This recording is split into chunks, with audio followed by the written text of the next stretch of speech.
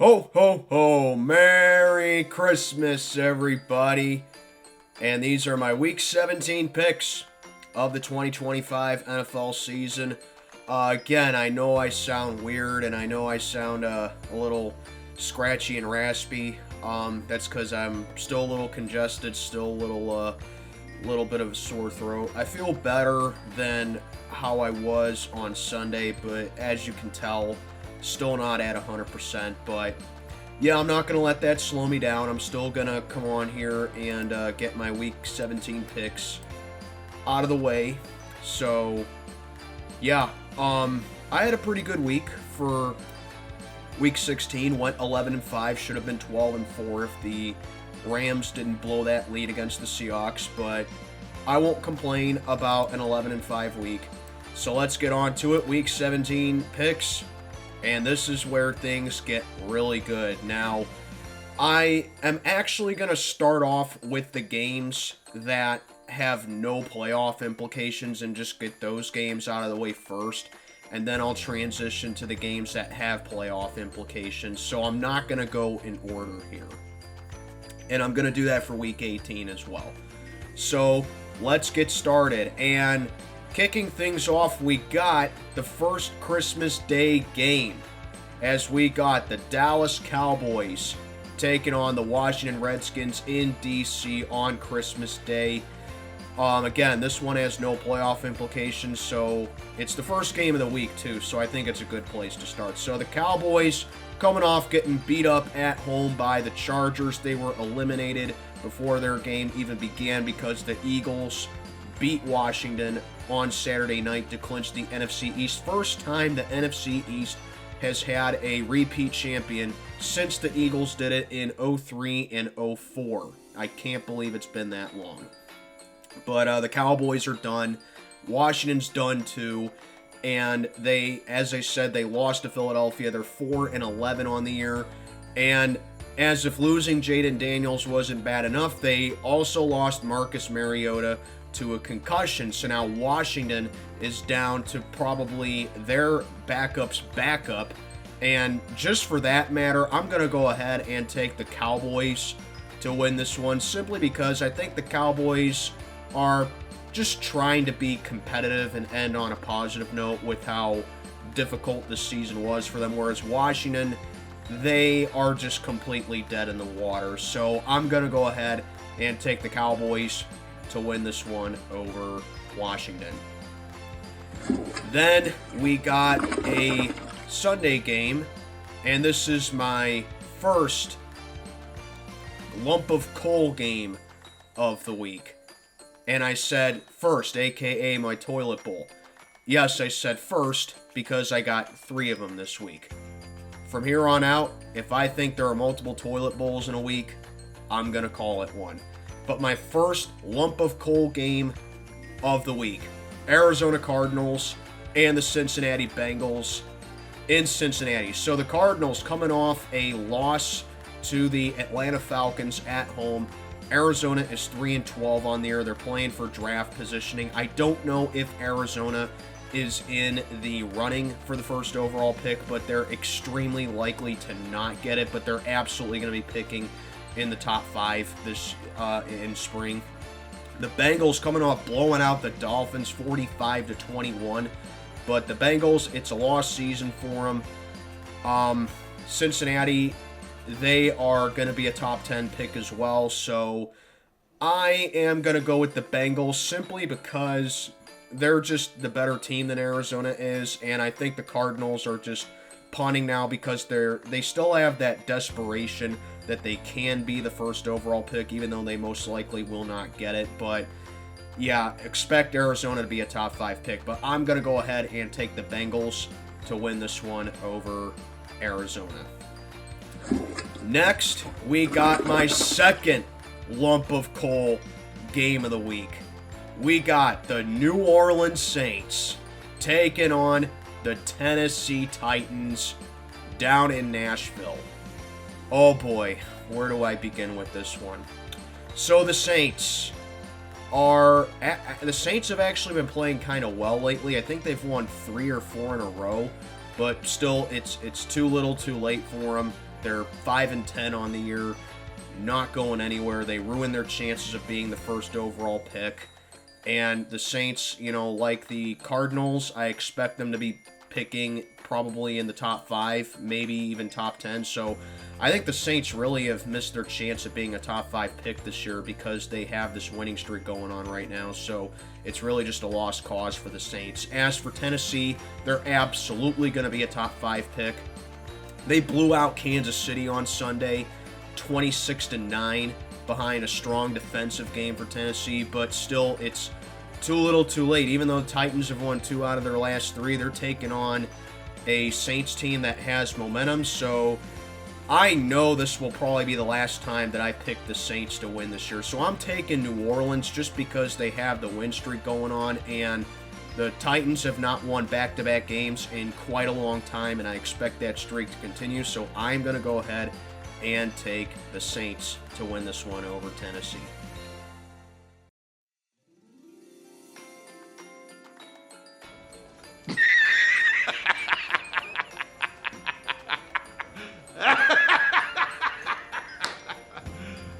You serious? Oh boy. Yeah. The final lump of coal game of the week. And we got quite a dandy. We got the first overall pick bowl, baby. Lump of coal game number 3 that happens to be the first overall pick bowl. Get hyped. The 2-13 New York Giants taking on the 2-13 Las Vegas Raiders. Both these teams are a combined 4-26 on the season. Yeah, get hyped, people. Get hyped. Where do I even begin with this one? Thank God this is my last meaningless game of the week slate, because then I can get on to the games that actually matter. But the Giants, they're coming off losing at home to the Vikings 16-13, while the Raiders, they actually put up a valiant effort against Houston, but the Texans ended up winning the game. So how do I possibly pick who's going to win this game here? To me, it comes down to just simply who I think has been tanking longer this season. Because if you look at it, the Giants have Jackson Dart as their quarterback, so between these two teams, it's really about who needs a quarterback more and who I can realistically see Fernando Mendoza going to one of these two teams, because I think he's undoubtedly going to be the first overall pick. So there's that right there. With Fernando Mendoza, he's probably going to go to the Raiders because, like I said, the Giants, they seem to be high on Jackson Dart. But Jackson Dart, he has looked a little off as the weeks have gone by. And you can chop it down to, well, he's a rookie and, well, he has his weapons injured this year. Yeah, you can cut him some slack right there, but I think it's about either coaching malpractice or if he is just making rookie mistakes. Whereas Vegas, they got Pete Carroll as their head coach, and they do have a veteran QB in Geno Smith, all right? So I think Vegas is more so being competitive, is trying to convince themselves that they're being competitive this year, whereas the Giants, they just got no momentum whatsoever this year. I mean, the Giants have lost to the Saints, and they've also lost to a bunch of other bad teams as well this year, and they've had an uncanny ability to blow a game in the fourth quarter like they did against Denver and Detroit and Chicago, that got Dable fired, and Mike Kafka's now their head coach. So, to me, it comes down to who wants the first overall pick more. And if you ask me, it's the Giants. So, I am going to go ahead and take the Raiders to screw up their tank and beat the Giants, because I don't know who to pick, so I'm going to go with the home team here. So, congratulations, Giants fans. You are going to end up with the first overall pick. You're probably not going to get Fernando Mendoza, but you're going to get the first overall pick. So, I'm going to go ahead and take the Raiders to win this one over the Giants. Now, let's get on to what matters. As we got, rest of these games have some kind of playoff implication. Christmas Day game number 2, Detroit Lions and the Minnesota Vikings in Minneapolis. So the Lions are coming off of a tough loss to the Steelers, 29-24 in Detroit. That came off of a crazy ending in Detroit. The Lions, their margin for error is gone. If the Lions lose or if Green Bay wins, Detroit's eliminated. So they absolutely cannot lose here. I think that goes without saying. Minnesota, they've been eliminated for weeks now, but the Vikings in that game against the Giants, they lost J.J. McCarthy again. He's hurt again. J.J. McCarthy is so injury prone, man. I will never understand why the Vikings moved on from Sam Darnold. He's a good quality backup quarterback. And the Vikings just let him go. Thankfully, the x-ray came negative for McCarthy, but you're looking at a situation where you're starting Max Brosmer again and going up against a Lions team that is fighting for their lives to keep their playoff hopes in, and coming off of that soul-crushing loss to the Steelers on Sunday where their weapons on offense up until about the fourth quarter were completely just shut down. I'm going to go ahead and take the Lions to avoid the sweep here. I don't see Minnesota sweeping Detroit, and I see Detroit snapping their losing streak here and getting back on track and earning the split against the Vikings. So I got Detroit winning this one over the Vikings here to keep their very slim playoff hopes alive. What a disappointing season it's been for the Lions, man. And then we got the final Christmas night game. Well, the final Christmas Day game that's taking place at night. Denver Broncos and the Kansas City Chiefs. This one is out in Arrowhead. The Broncos, they actually had their winning streak snapped. They lost at home to Jacksonville pretty soundly, too, 34-20. But the Broncos, they're still in great position to wrap up the AFC West. They have a chance to do that this week. And the first seed is not out of the question for them. So they just need to keep winning again, and they need some things to go in their favor as well. But the Broncos, they're basically all set for the playoffs. As for Kansas City, man, when it rains, it pours. They lost Patrick Mahomes for the rest of the season with a torn ACL the week before.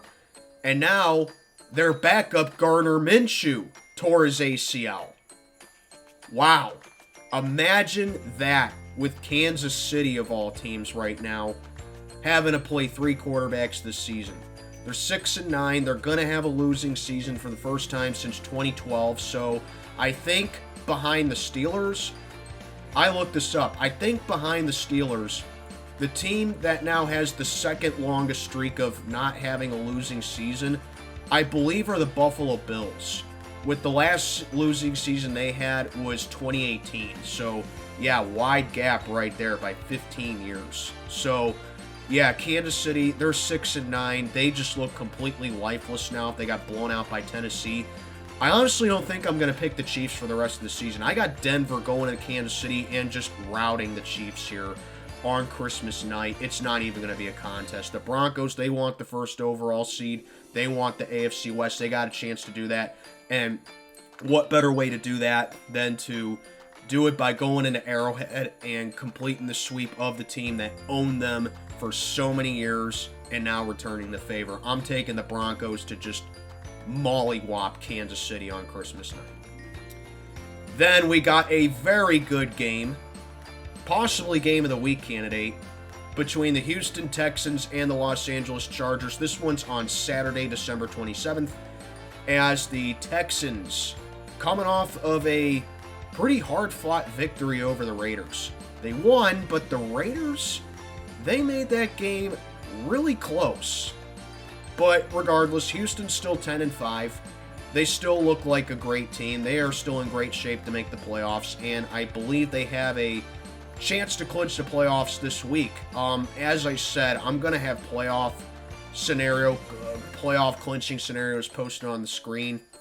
Again, because I wanted to get the games with no playoff implications out of the way first before I made every other pick. But yeah, Houston 10-5, playoffs are in their sight. Meanwhile, the Chargers, they are in the playoffs because they beat the Cowboys, and combine that with a Colts loss, LA is back in the playoffs for the second consecutive season. They are 11-4 on the year.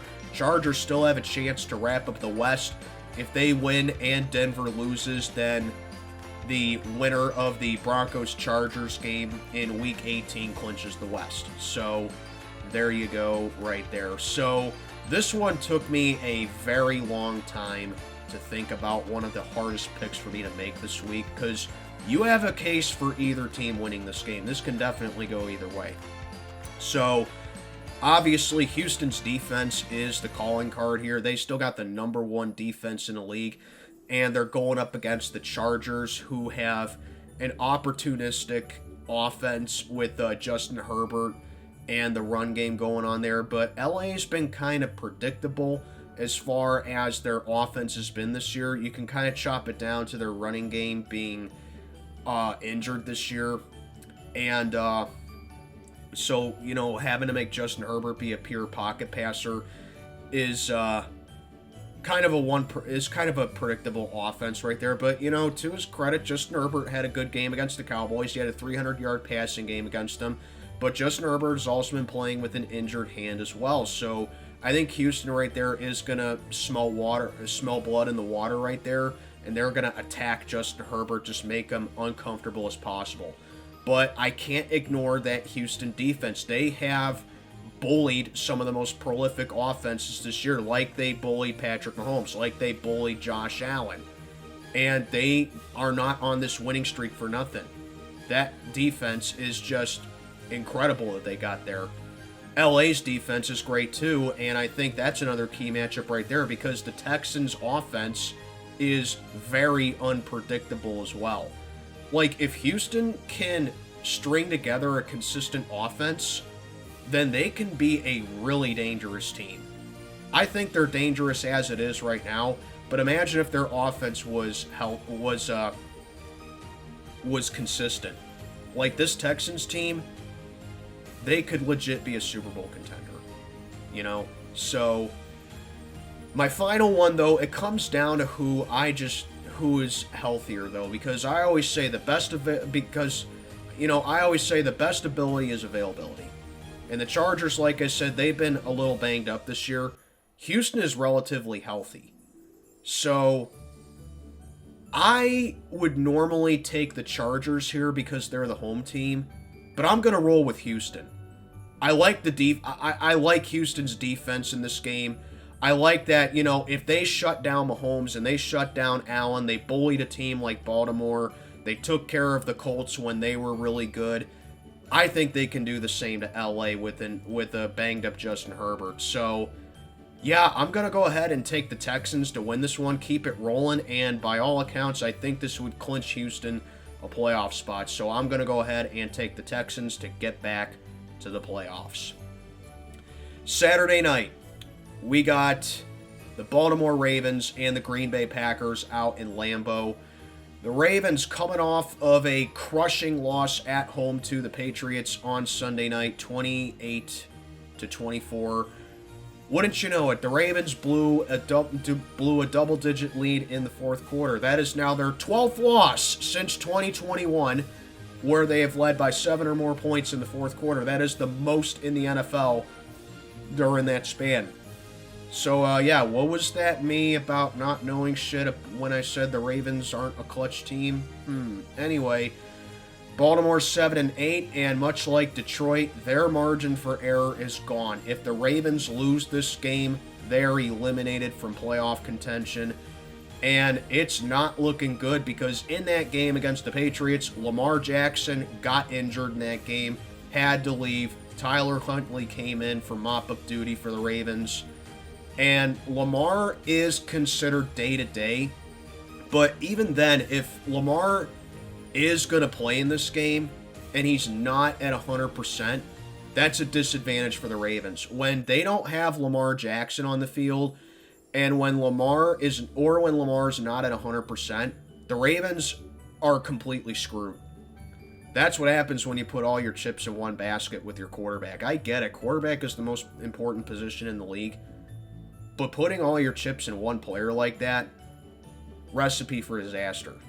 Also, John Harbaugh had possibly one of the dumbest moves I've ever seen. He may have just cost Baltimore their season. So Derrick Henry rushes in for a touchdown against the Pats to give Baltimore a 24-13 lead. And then you decide to take Derrick Henry out of the game. And the Ravens don't score for the rest of the game, and they can't get anything else going on offense. Like, Derrick Henry was ripping up New England. He had over 100 yards on the ground, and he had 2 touchdowns against him. And he takes him out of the game. Yeah, John Harbaugh may have just cost the Ravens their season. Meanwhile, Green Bay, coming off of a crushing loss of their own, where they also blew a double-digit lead last Saturday night against the Bears. Green Bay led 16-6. Chicago tacked on a field goal. Then the Bears recovered an onside kick against the Packers. Caleb Williams drove them down the field for a game-tying touchdown. And then in overtime, Green Bay turned the ball over. And then Caleb Williams makes one of the most unbelievable throws to the end zone, where DJ Reed made as great of a catch as Caleb Williams did a throw to win the game for the Chicago Bears. And in that game, Jordan Love got concussed on a helmet-to-helmet hit. So, yeah, you're looking at a scenario where both teams could be playing backup quarterbacks in this game. So if that is indeed the case, it comes down to which backup quarterback do I trust the most. To me, it would be Malik Willis. Green Bay can also run the ball very effectively, so Josh Jacobs has to be the catalyst here for Green Bay, because when Malik Willis was in there, they were actually pushing the ball down the field well, and against that spotty Baltimore defense right there that I don't trust in the pass game, I think that's going to make the difference right there. Baltimore, not saying they can't win this game, but they got to have Derrick Henry carry the bulk if Lamar's going to be out for this game, because Green Bay, they got a weakened defense, especially against the run, because no Micah Parsons. But I'm going to go ahead and take Green Bay to win regardless, because I trust Malik Willis as a backup option more than I trust Tyler Huntley. Green Bay, I think if they win this game, or if Detroit loses, they clinch a playoff spot. They want to make up for it last week. So I'm going to go ahead and take the Green Bay Packers to win this one over Baltimore. There is a chance that both Love and Lamar could both play, but there's also a distinct possibility that neither could play. So I'm going to go ahead and take Green Bay to win this one over Baltimore. Seahawks and the Panthers. This one is down in Charlotte. So the Seahawks, they are coming off of a win over the Rams, an emotional win, 38-37. They trailed by 16 points in the fourth quarter. They had that insane comeback with the backwards pass stuff, which I think it was the correct call. As much as I hate to admit it, it was the correct call right there to tie the game up. And then Rams drove down the field in overtime to take the lead. But then Sam Darnold conducted a game-winning drive, and Seattle won on a 2-point attempt. First time in NFL history that a team won on a 2-point conversion in overtime. So you just see new stuff happening week by week. And Seattle's currently 12-3, number 1 seed in the NFC. And they're still battling to wrap up the first seed and now the NFC West, which I think they can do this week. Meanwhile, the Carolina Panthers are now 8-7, and they lead the NFC South. And get this, if Carolina wins, and if Tampa Bay loses, the Panthers win the NFC South. Despite getting swept by the Saints, despite all the stuff Carolina has done this year, they can still win this absolutely god-awful division. I hope Carolina wraps it up because I do not want to see Carolina and Tampa battling it out to win the South in Week 18. So I want to see Carolina win the South this week, but I can't ignore the Seahawks. They're just too good of a team. If they rallied like that against the Rams, who were, in my opinion, the best team in the league going into that game, they can absolutely show the Panthers who's boss here. Plus, the Seahawks are on 3 days rest. They are traveling, but they're on 3 days rest, and I generally lean towards teams that have the 3 days rest factor right there.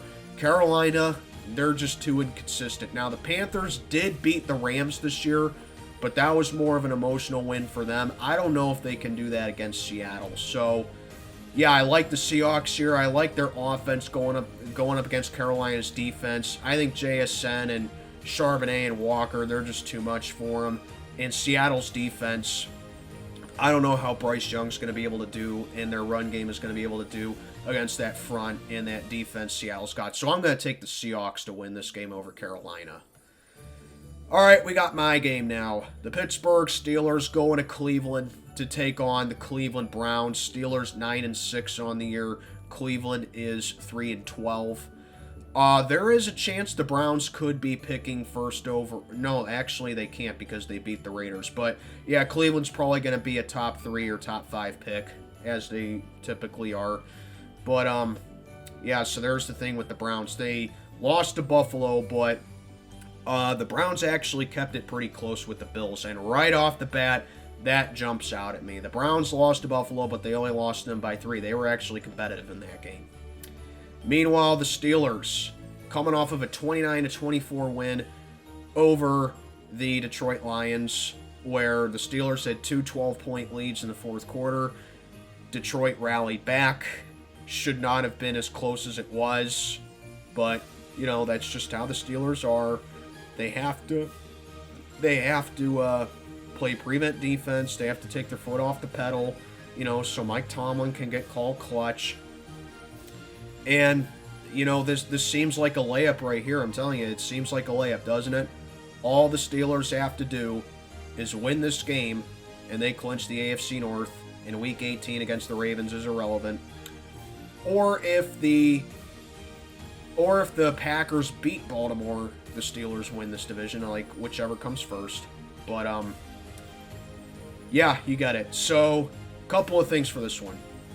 For the Browns, Junkins, gruesome injury.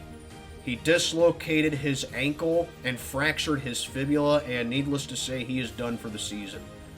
You know, maybe a rival fan, but Junkins, he had a promising young start to his career. You never want to see that with a young player, you know, kind of like Nick Chubb a couple years ago against us. So, yeah, you know, Junkins, get better, man. You know, hopefully you can suit up next year and play and get back on the field and play well.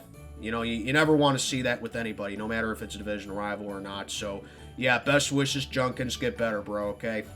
But, yeah, he's done for this season. As for us, Brandon Echols got injured in that game against Detroit. I don't know if he's going to play because now our corner room is incredibly thin because I don't know if James Pierre is going to play in this game or not. And then we got the big one, obviously. DK Metcalf takes a swing at a fan in the stands. And guess what? DK Metcalf is now suspended for the last 2 games of the regular season because he's a fucking idiot, man. What are you doing? Why are you even there, number 1? And number 2, bro, who cares what that fan said to you? Oh, because he called you by his full name? Or, oh, he called you by your full name? I mean, that is your name, is it not?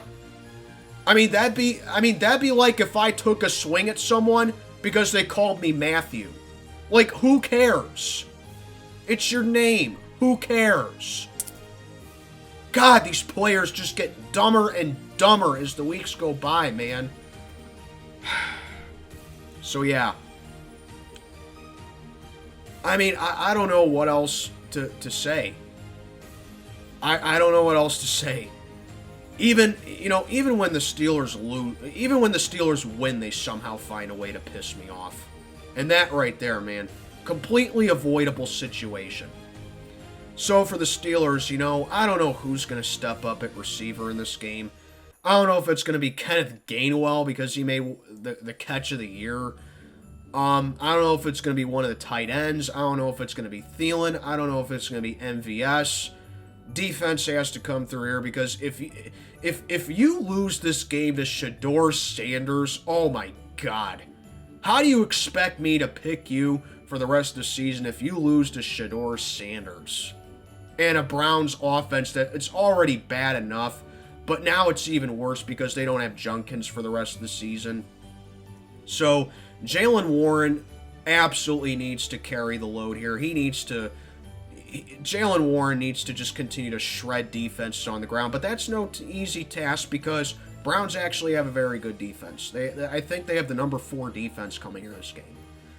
And also the biggest headline, Myles Garrett, he is a full sack away from breaking TJ Watt's sack record of all time at 23 sacks, and he's a half sack away from tying it. So, yeah, I don't think any quarterback wants to be on Myles Garrett's highlight reel of him getting sack number 23. And what fitting way would it be for Myles Garrett to get that record against the Pittsburgh Steelers? What a fitting way. So for that matter, yeah, I'm taking the Browns actually as my upset of the week. Yeah, I'm taking Cleveland to upset us. Why? Because DK Metcalf is suspended. Our corner is incredibly thin. And these are games that the Steelers just love to lose, man. It seems like an obvious pick, doesn't it? All the Steelers got to do is win and they clinch the North. How many times have we seen the Steelers fumble games like this? Okay? Remember, 2015, we went into Baltimore with a chance to clinch a playoff spot facing an injured Ravens team that had already beaten us, and the Ravens won that game. And it came down to the final week of the season where the Steelers did beat the Browns in Cleveland to clinch a playoff spot. But guess what? They also needed a Jets loss. So I think that's going to be... This game has given me vibes to that game. So, yeah. And also, like, if you're a Steelers fan, it doesn't matter. The Browns have one of the worst offenses in the league, but, the Steelers' defense, they make offenses look like the greatest show on turf or the 80s 49ers, So, yeah. Cleveland's my upset of the week. They're my upset of the week. We've only beaten the Browns one time in Cleveland since they had their 0-16 season in 2017, because if you remember 2018, they tied. And then the last time we beat the Browns in Cleveland was actually 4 years ago in Big Ben's last season of his career. So yeah, we have not played well in Cleveland over the years. So yeah, the Browns are my upset of the week. I mean, this is just what the NFL wants. It wants Week 18 to go down to Steelers-Ravens, duking it out for the AFC North title, which actually wouldn't surprise me if Baltimore beats Green Bay on Saturday. But for the sake of my pick'em, I think it'll be a moot point because Green Bay will beat Baltimore to eliminate them and thus clinching us the AFC North. But yeah, Cleveland's my upset of the week. Then we got the Jaguars and the Colts. This one is down in Indianapolis as Jacksonville. If they already did not clinch a playoff spot, I think they are in it already because I think they needed a win and either a loss from Houston or Indy, much like the Chargers and Bills did. So I think Jacksonville did clinch a playoff spot. Again, I'll have the scenarios clinched on the screen, but I'm very certain Jacksonville clinched a playoff spot. Meanwhile, the Colts, they are 8-7. They are 1-6 since being 7-1. And everything has just fallen off the rails for the Colts. A month and a half ago, I was sitting down here calling them the best team in the league. Then they lost us, and it's like, okay, they had a really bad game against the Steelers. I think the Colts will be okay. Then they lose another game, and their last win was against the Falcons in overtime in Germany. So that alone is enough of a eye-opener if you're a Colts fan. And since then, everything has just fallen off the rails. And it all culminated when, in their last game against Jacksonville, Daniel Jones suffered a hamstring injury. Or no, it was a torn Achilles, I'm sorry. Torn Achilles, done for the year. And that was it for Indianapolis. They have not looked... Their season has just completely deflated ever since then.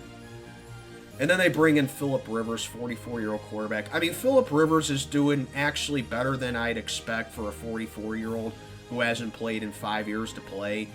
But, yeah, back-to-back weeks, Phillip Rivers has thrown a costly interception in a crucial moment of the game like he has done so often in his career. This time it was a pick six against the 49ers. And, yeah, Indianapolis, they now have a 5% chance at making the playoffs. If Indianapolis loses this game, they're eliminated. Meanwhile, Jacksonville, they continue to really fly under the radar. If there's a team in each conference that is just flying way under the radar, in the AFC, it's Jacksonville. In the NFC, it's San Francisco. Those two teams are flying so far under the radar, and they have done nothing but win. You know, I mean, wouldn't it be crazy if that was the Super Bowl, Jags and 49ers? But, yeah, Jacksonville, they went into Denver and silenced the Broncos of all teams, who won 11 in a row in their last 12 games they won at home. So, Jacksonville is a really dangerous team. Now, as for Jacksonville, I say week in and week out about them that, yes, Jacksonville is a very good team, but the reason I hold back on them a little bit is because of Trevor Lawrence. Now, Trevor Lawrence has had back-to-back really good weeks. He's thrown 8 touchdown passes in the last 2 weeks. He had a 279 pass day against the Broncos and 3 more touchdowns. Now, and he didn't turn the ball over again. Now, if Trevor Lawrence can play like that consistently, I'm sold on Trevor Lawrence. But I'm not sold on him yet because he's too inconsistent. He lacks consistency, okay? If Trevor Lawrence can just limit the turnovers and he could just be like that, I'll be sold on him. But I think, you know, he's not a bad quarterback. I just think that he just still needs to prove something to me, man. Jacksonville, great defense, great run game. And going up against a Colts team that I think is going to be able to put up a fight against Jacksonville, I still think I'm going to take the Jaguars to win this game. Indianapolis went from being the best team in the league to being desperate. Jonathan Taylor has completely fallen out of the MVP talks. He has been shut down. And Jacksonville, I mean, they're just the new kids on the block in that division. That's just going to make everyone eat their words about them, myself included. So I'm going to take the Jaguars to win this game and end the Colts season. I'm taking Jacksonville. Battle of Florida, Bucs and the Dolphins down in Miami, as the Bucs are coming off of a loss to Carolina, and they are 7-8. If they lose and if Carolina wins, the Panthers win the NFC South, and Tampa Bay is done. The Bucs are another team that fell off hard. They looked like a legit Super Bowl contender about a month and a half ago, and they are now 7-8. And they are on a lengthy losing streak as well. Miami, they have just mailed in their season. So, yeah, believe it or not, this game does have implications. And, like, Tampa, they need to win this game badly. So, yeah, I will say this. With the Dolphins mailing their season, they got blown out by the Bengals 45-21. I don't know if Tua is going to play in this game or not for the Dolphins, but I'm under the assumption that he is not going to play in this game for the Dolphins, which means the Bucs, I expect their entire core to be back. So I'm going to go ahead and take Tampa to win. Miami, they can run the ball, but if that's really all they're going to do, like I said, it just makes for a predictable offense. Whereas the Bucs, they got weapons, and they need to get their act together. I don't see Tampa's defense being much of a concerning factor for this one here. I'm going to take the Bucs to win this one over Miami and stay alive for at least one more week in the NFC. So I'm going to take Tampa to win. Patriots and the Jets. This one is in East Rutherford. as the Patriots, coming off of a 28-24 win over the Ravens in Baltimore last Sunday night. They are 12-3. They are back in for fighting in the first seed in the AFC.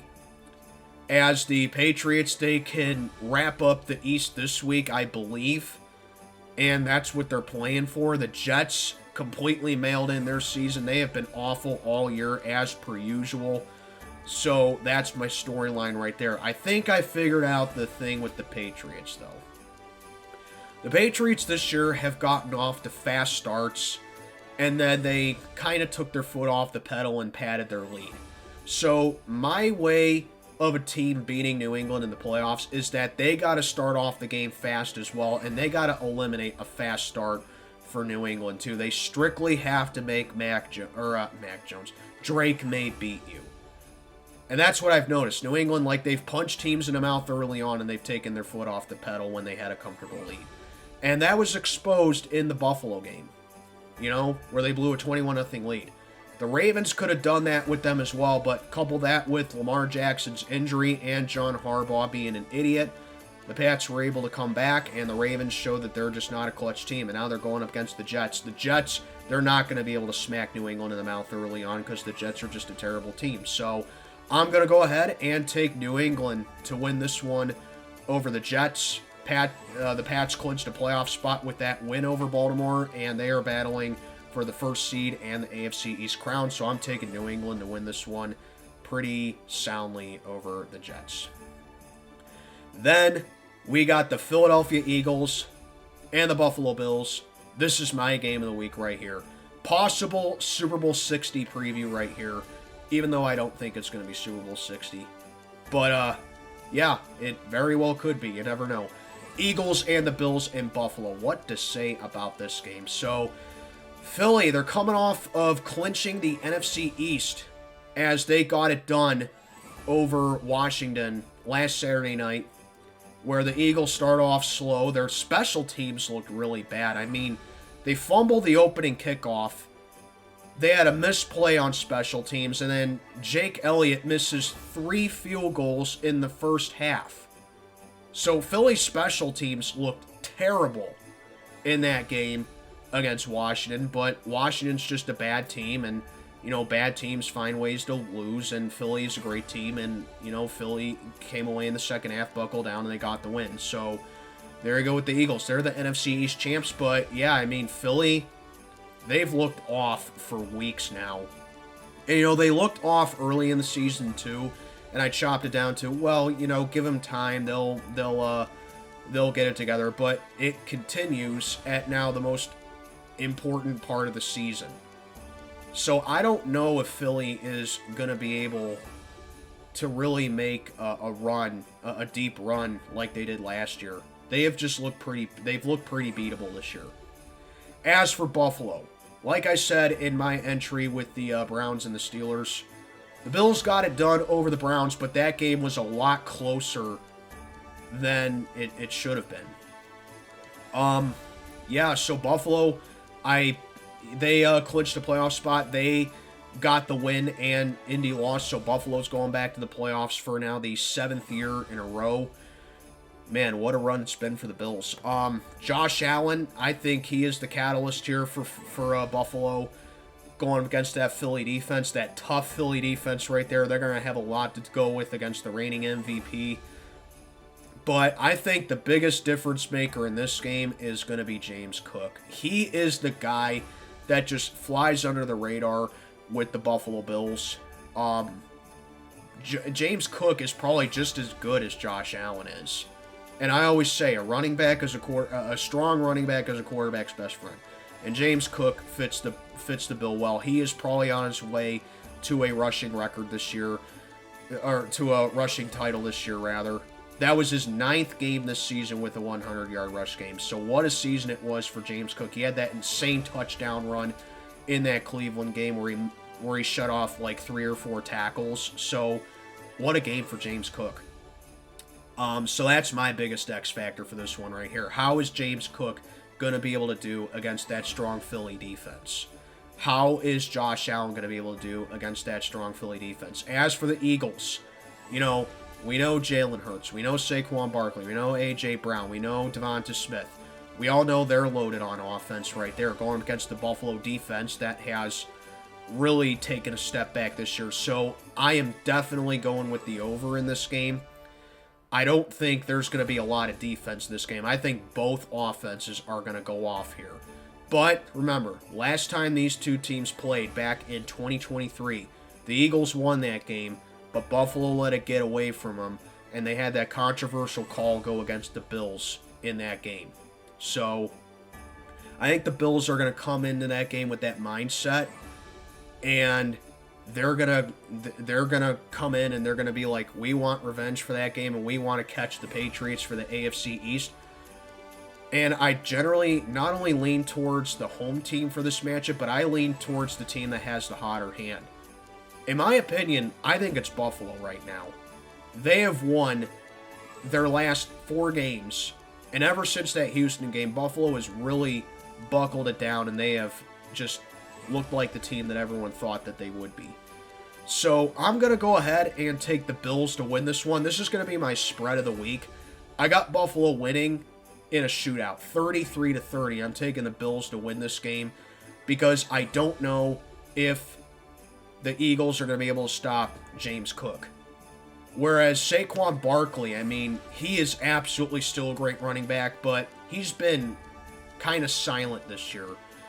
So I'm going to take Buffalo to win this one. My X factor, James Cook against that Philly defense. I'm taking Buffalo to win a very good one here. Another really tough one, and we got a damn good one on Sunday Night Football between the Chicago Bears and the San Francisco 49ers. This one is in San Francisco.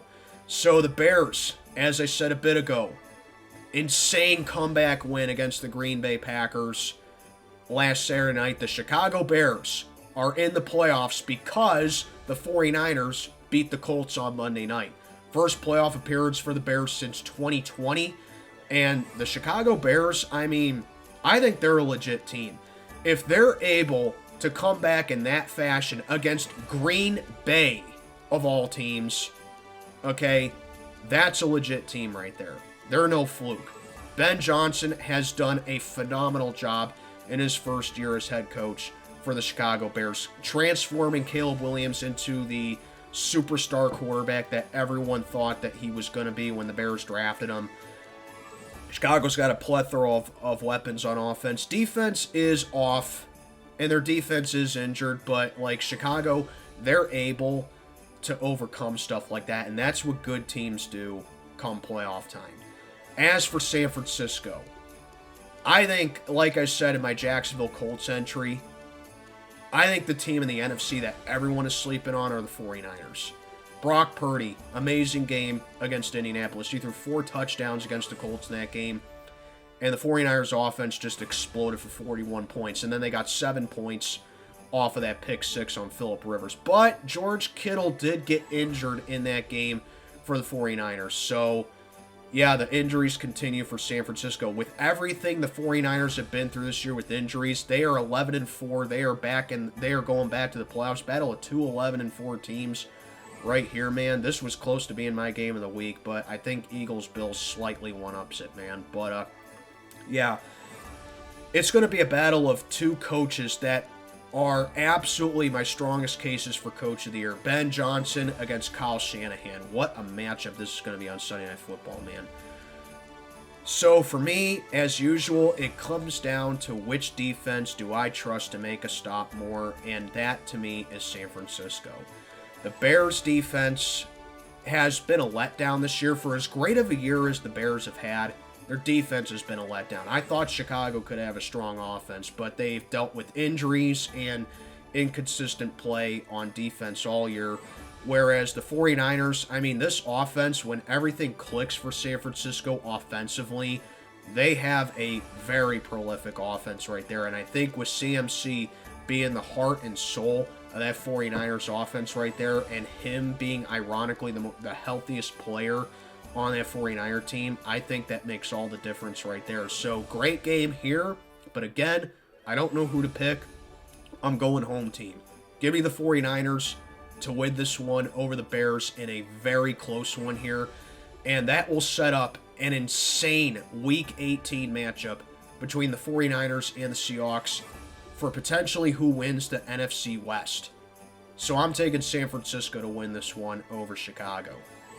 And speaking of the Rams, we got our final Monday Night Football game of the season. Rams and the Falcons in Atlanta. And Monday Night Football ends with a thud because this is my lock of the week right here. Rams had that crushing loss to the Seahawks, 38-37, where LA blew that 16-point lead in the fourth quarter with that backwards pass, And the Rams, they're coming into this game pissed off. And they have an overwhelming advantage here, in my opinion, because the Rams, they have 4 days of rest. And they're traveling, but they got 4 days of rest. That alone is enough for me to lock up the Rams. Atlanta, they've won their last 2, but the Falcons, they're just still a bad team. Atlanta still just sucks, man. So, Puka Nacua putting up another 150-yard game against the Seahawks, so you got to respect it right there. I mean, Puka Nacua is a stud. If he's able to do that against one of the best defenses in the league in Seattle, there's no doubt he's going to have a field day against Atlanta. So, yeah, Matthew Stafford coming off. Matthew Stafford's still the MVP front runner. Rams still got a great offense here. Their defense is a little suspect, but I don't think that's going to be an issue going up against the Falcons. But I will say if Bijan Robinson can get the bulk of the carries for Atlanta, Atlanta could probably hang in there with them. But, yeah, the Rams, they're in the playoffs. They want the NFC West as well. Atlanta's got nothing else to play for. They've been eliminated for weeks now. Rams are my lock of the week. No hesitation about that one right there. So, yeah, as you can tell, a lot of stuff on my mind for Week 17, man. And we're getting down to the nitty-gritty, man. This is where the season gets the most fun.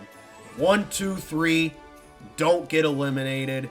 And with that said, I wish you all a very Merry Christmas, and I'll see ya in 2026.